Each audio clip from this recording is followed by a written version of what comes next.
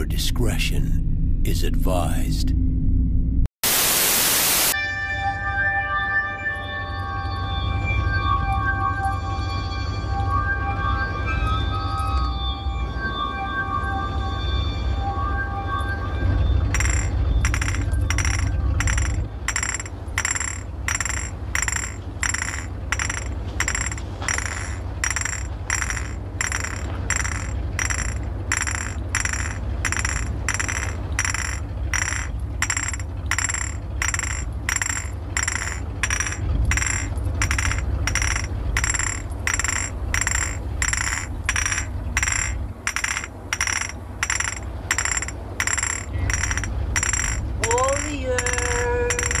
Come out to play.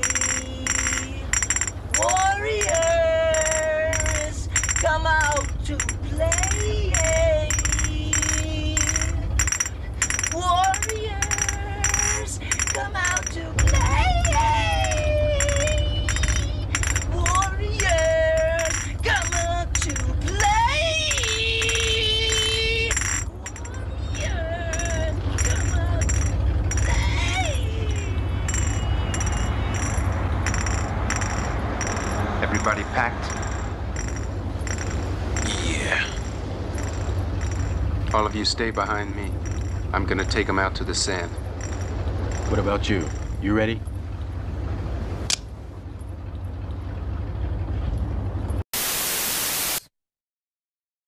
LeCobb made his money in venture capital. Unlike most of the fans of his team, he isn't a bandwagon, as he held season tickets for 10 years prior to buying the team in 2010. LeCobb famously wrote a letter saying his team was light years ahead of the league. I guess blowing 3-1 leads was the trend he was trying to set. Okay, Warriors fans, you might be sitting pretty right now, but do any of you bandwagon fucks even know who this player is? If you know it's Jason Richardson, then good for you. Then you remember that time when Lateral Sprewell tried to choke his coach like Wayne Brady in an alley. Is Wayne Brady gonna have to choke a bitch? Yes, it's pronounced Latrell, but I know. And let's not forget, you traded Chris Webber for garbage. But oh well, you got lucky as hell that Curry fell into your lap. And your bandwagon has more barnacles on it than the LeBron-led Heat. Staying out. Dear fans of the Golden State Warriors, is rooting for this team even fun? I mean, you only started liking the team in 2015, and you've only experienced failure once, and that was blowing a 3-1 lead to a piecemeal team of scrubs from Cleveland that you should have been able to easily crush. I'd bring up how terrible you were before Steph arrived, but you didn't even know the Warriors existed back then. I guess you are happy that this league is basically NBA 2K on easy mode for you, but geez, I wonder how entertaining it is to have 11-10 odds. We're all secretly hoping that Boogie gets hurt, Steph gets banged up, Draymond continues to kick nuts, Iguodala ages like an old porn star, and Klay turns into Markelle Fultz. Though we all know that won't happen. Adam Silver, please delete the NBA. Sincerely, everyone on Earth who is not a Warriors fan. P.S. Fuck you. Now it's the Warriors' turn to get punched in the mouth. Surprisingly, this squad was decent, but this Laker team was stacked as they steamrolled their way to an NBA championship. Wilt Chamberlain scored only 10 points, but they didn't seem to need him, as Gail Goodrich dropped 30. The bench was magnificent, adding 67 buckets, 17 from future head coach and hairfire hazard Pat Riley. There are 4 teams that do not have mascots: the Knicks, the Nets, the Warriors, and the Lakers. Though the exterior of this building looks modern, it's actually the oldest arena in the league, having opened in 1966. Apparently, because of red tape and politicking, the Warriors were to be in a new arena in 2018, but will start the 2019 season in their new digs, having won their 3rd consecutive NBA championship. What a bold prediction.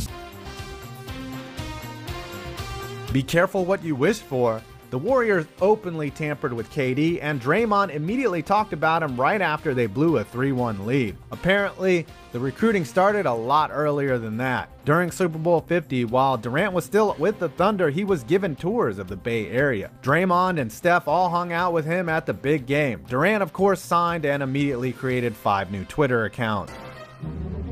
Oh, you flexed on us for all that time when your owner was doing interviews dunking on the world about how you were building an unstoppable juggernaut light years ahead of everybody. Well, Kevin Durant leaves, Klay Thompson gets hurt trying to Superman the rim, and Steph Curry immediately fakes an injury until he gets to play with whoever the draft lottery is rigged for them to get. Unfortunately, it's probably going to be LaMelo Ball. You should have easily won 5 straight, instead your era ended with only 3, 2 of them snake bitten.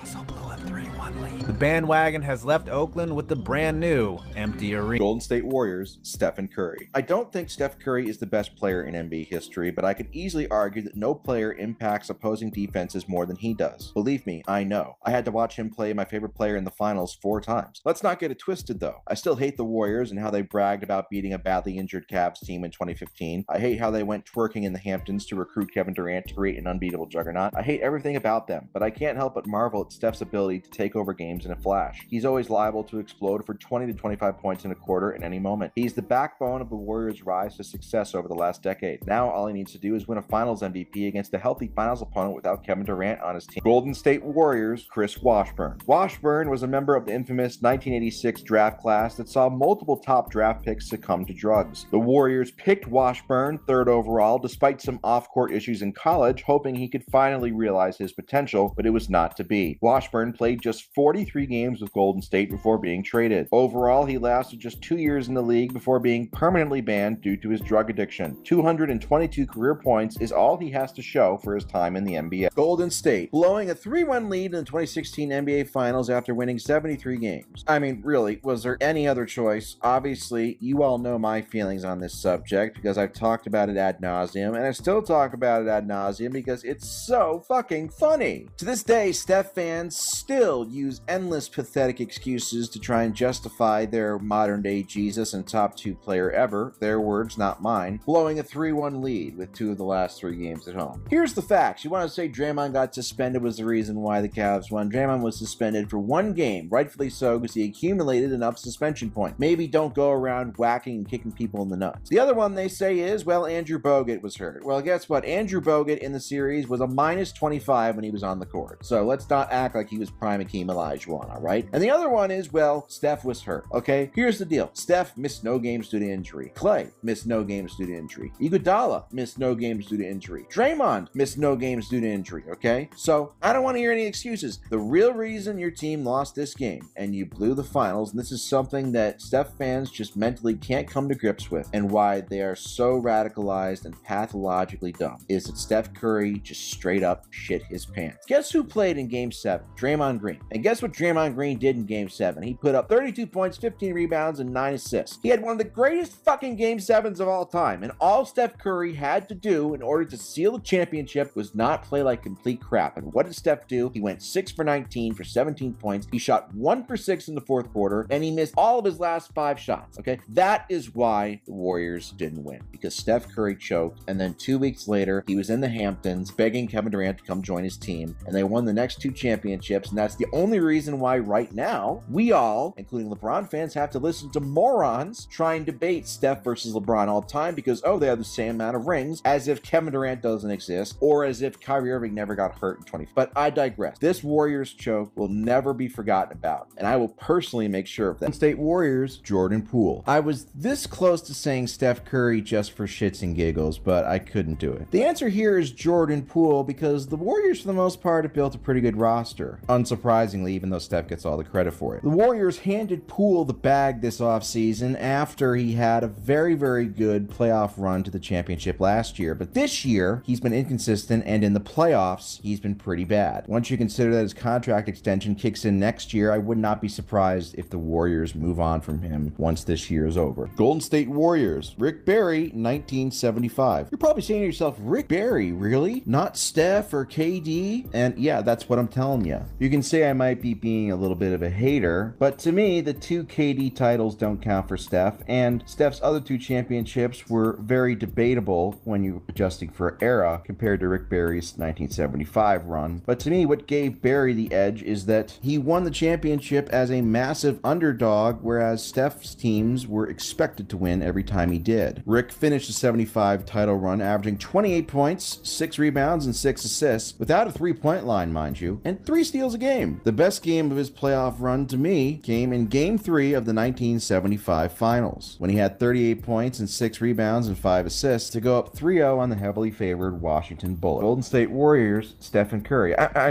Todd Fuller. Fuller was not only terrible, but he was also picked a couple of spots ahead of Kobe Bryant in the 1996 NBA Draft. He lasted just 2 years with the Warriors, appearing in 132 games, averaging 4 points and 3.4 rebounds per game on 42.5% shooting. But his ability to be tall and white at the same time was unmatched, and nobody can ever dispute that. Golden State Warriors. Steph Curry's legacy is built off of Kyrie getting hurt in the 2015 Finals and begging Kevin Durant to join him in the Hamptons like a little bitch after blowing a 3-1 lead in the Finals. That's also to say nothing about Zaza deliberately injuring Kawhi in 2017 and Chris Paul's hamstrings exploding in 2018. Steph has never beaten LeBron on an even playing field, and he will never be on LeBron's level all time. LeBron was the best player for all of his titles, while Steph was KD's sidekick for half his rings. He finally broke through to win Finals MVP on his 6th try this year, and now he has the same postseason resume as Tony Parker. Big whoop. Steph did not change the game. The analytics movement did. Steph is a terrible defender no matter what anybody says, and he sucks when trailing in the 4th quarter of playoff games. Thankfully for him, he's always had clutch teammates to make the pressure-filled shots for him. Steph fans think that his gravity, aka him running around in circles without the ball, makes him the 2nd best player ever. Please fuck all the way off, you fucking dipshit.